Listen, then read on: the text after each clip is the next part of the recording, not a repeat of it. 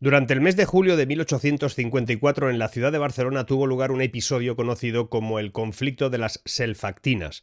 Este hecho se originó a raíz de la implementación de máquinas automáticas de hilar llamadas selfactinas, que venía del inglés self-acting, a las cuales se las responsabilizaba de la disminución de empleo, debido a la reducción de mano de obra necesaria para llevar a cabo diversas tareas.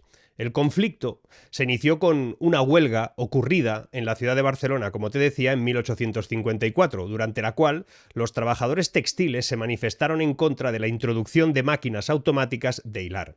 Las selfactinas eran máquinas que utilizaban un sistema de palancas y resortes para hacer avanzar el hilo a través de los usos y producir el hilo continuo necesario para la industria textil. Estas máquinas eran más rápidas y eficientes que el hilado manual y se consideraban una amenaza para los trabajadores que se dedicaban a ese hilado a mano.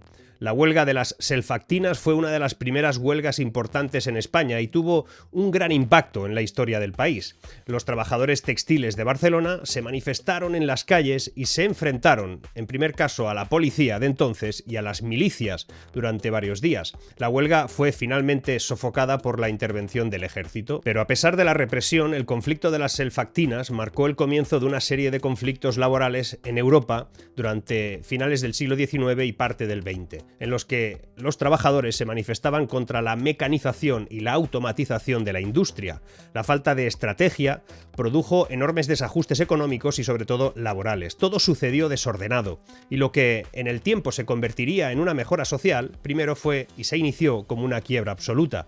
Muchos de los aspectos que ahora se detectan en la automatización y en la incorporación de la tecnología pues se parecen en cierta manera a todo lo que se vivió en aquel tiempo. El problema es que parece que no hemos aprendido demasiado de la historia. Volvemos a estar sin estrategia, sin amortiguadores sociales.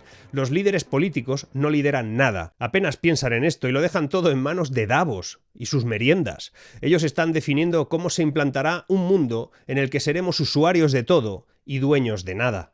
Quédate, que te voy a contar cosas sobre esta orgía desordenada y tecnológica y sobre la falta de previsión casi insultante que están teniendo por omisión quienes deberían por lo menos establecer las bases de un modelo social y económico capaz de absorber esta revolución industrial. Quédate, que lo que te voy a contar hoy también te interesa.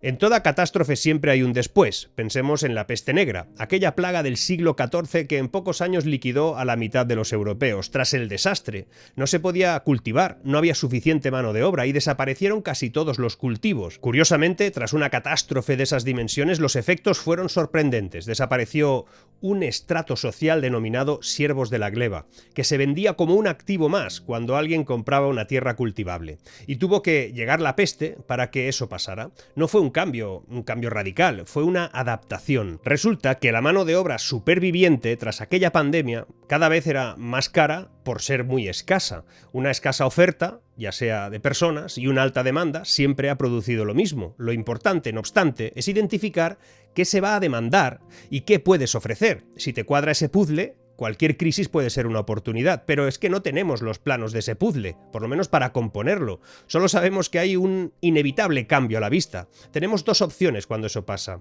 Utilizar esa presión por el cambio en dirección a la productividad, la eficiencia y la protección social por vía de la tecnología, o por otro lado, dejar que se desparrame todo replicando un mundo anterior.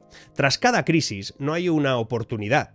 Lo que hay siempre es una ventana de oportunidad, que no es lo mismo. Mi abuela nació hace un siglo exacto. En aquel momento no había seguridad social ni pensiones. Tuvo que esperar un desastre bélico monumental para que se implantaran algunas de las cosas que ahora pues vemos como si fueran derechos fundamentales. Pero no siempre fue así.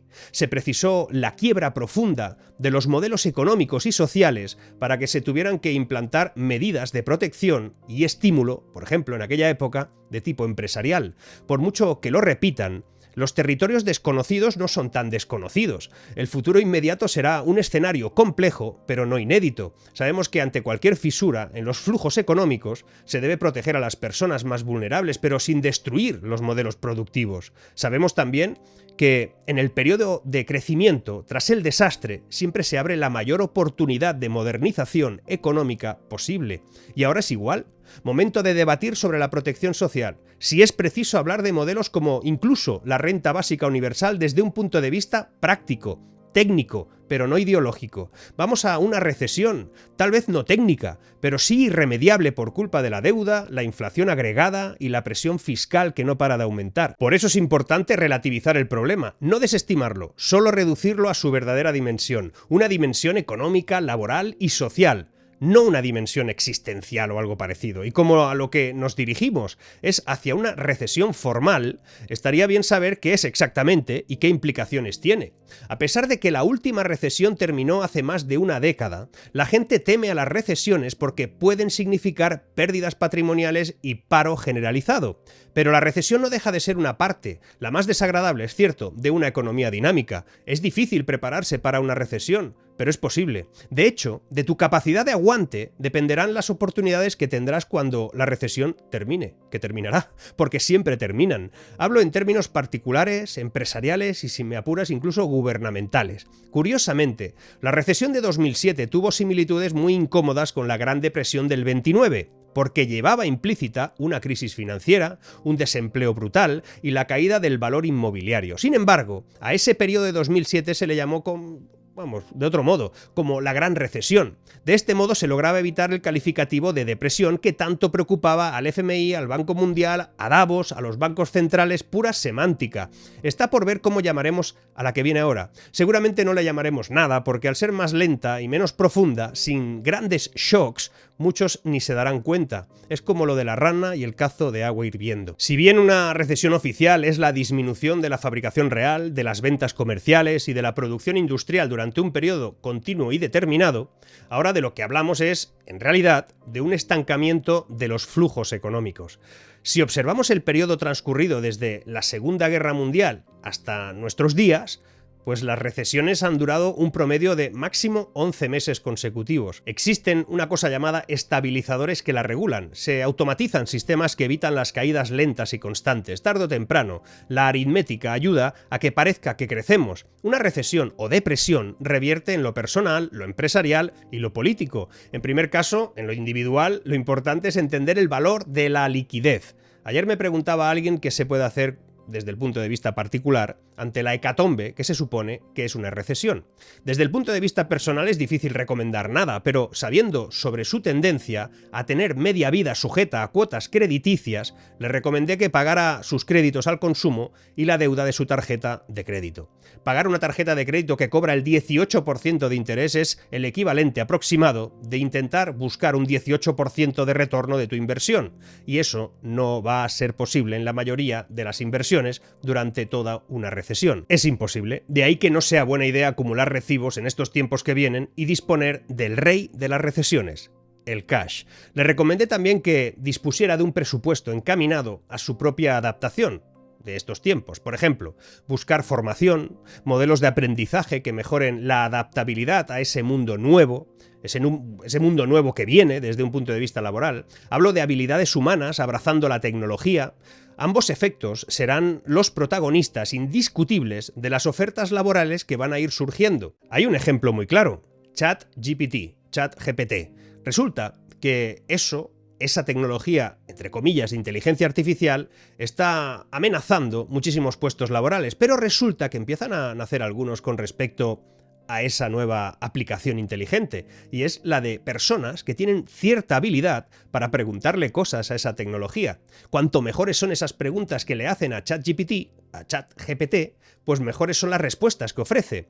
Y no es sencillo conseguir las respuestas que buscas, por lo tanto, tampoco es sencillo conseguir que alguien haga las buenas preguntas. Es interesante porque ¿qué formación precisa alguien que tiene que encargarse de eso? ¿Ha de ser un ingeniero? ¿Ha de ser un filósofo? ¿Qué ha de ser? En principio, en las ofertas laborales empieza a aparecer la palabra hacker social, hacker vital, es decir, personas que tengan cierta habilidad en cómo hackear la vida, en preguntar las cosas de un modo distinto. No sé, pueden ser nuevas formas de trabajar, pueden ser nuevos escenarios laborales. Habría que estar atento y ver exactamente a dónde lleva esta revolución. porque seguramente vamos a tener que imaginar nuevos puestos de trabajo. Y a nivel empresarial es similar: formación, eficiencia y automatización. Se deberá producir menos, porque tarde o temprano habrá menos demanda, y con ello también será posible ganar más. Con el tiempo, quien sea capaz de aguantar tendrá menos competencia, pero para aguantar antes hay que modernizar todo lo que haces. Y tenemos señales tremendas de lo que viene. No hablo de las previsiones de los múltiples organismos existentes, eso ya lo hemos analizado alguna vez, pero en realidad de lo que hablo es de que ya teníamos indicios de que la cosa pintaba mal. Ya estábamos en la senda de una recesión importante en 2019. De ahí que este desastre que vamos a vivir, que estamos viviendo, tal vez no sea tan mala noticia. Es posible que en lo económico sea un revulsivo, un detonante, que no hubiera llegado con tanta claridad. Lo que venía era una L larga, muy larga, un cansancio comercial e industrial y una insostenible fórmula de relación entre la economía y los individuos. Y es que tarde o temprano habrá recuperación real, a menos que se acepte la inercia del empobrecimiento de un país, como pasa en algunos lugares, y no miro a ningún lugar. Te levantas y eres más pobre y no sabes el motivo, y sin poder definir el calibre de lo que viene, sí podemos interpretar qué transformaciones se van a provocar. Se van a necesitar empresas más resistentes, más tecnológicas, más eficientes, menos endeudadas y más comprometidas. Empresas resistentes con mecanismos para afrontar los cambios de modelo con mayor calidad y sin sufrir demasiado. Eso se logra siendo capaces de generar modelos de negocio nuevos a partir de la observación de nuevos clientes y de un entorno social cada vez más complicado.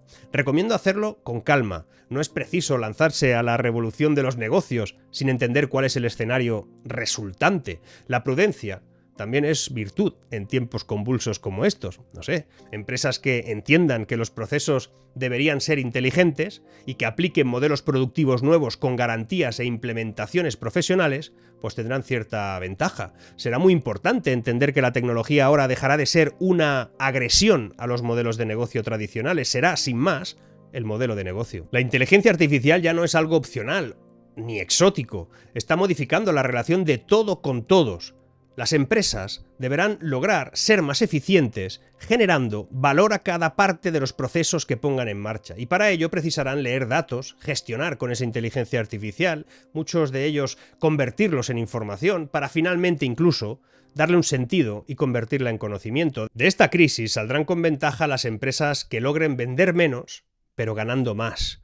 En una segunda fase, estas serán las que venderán más y todavía gastando menos. Y finalmente habrá unas empresas poco endeudadas y con cierto compromiso social. Lo primero es una obviedad, atendiendo a que no sabemos las exigencias financieras que se avecinan, y por eso habría que tener poca deuda. El mercado de crédito se va a tensionar aún más por la subida de tipos, y además va a repercutir en todo.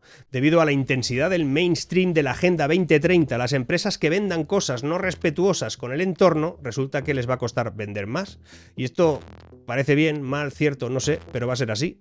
Ya lo es. En definitiva, vienen tiempos duros. Veremos si los que tienen que marcar las líneas de cómo afrontarlo aciertan. De momento cuesta verlo, pero confío que más pronto que tarde, ante el peso de lo inevitable, se pongan todos a trabajar de una puñetera vez. Y es que al igual que pasó con la crisis de las selfactinas que te decía al principio, todo cuanto nos rodea, ahora, pues como la tecnología, no es algo que se pueda implementar sin estrategia, sin liderazgo y sin poner en marcha amortiguadores sociales que eviten los problemas. La duda está en cómo vamos a gestionar la destrucción real de empleo que puede provocar todo esto y cómo vamos a generar valor añadido si nadie está pensando en cómo estimularlo desde la propia administración.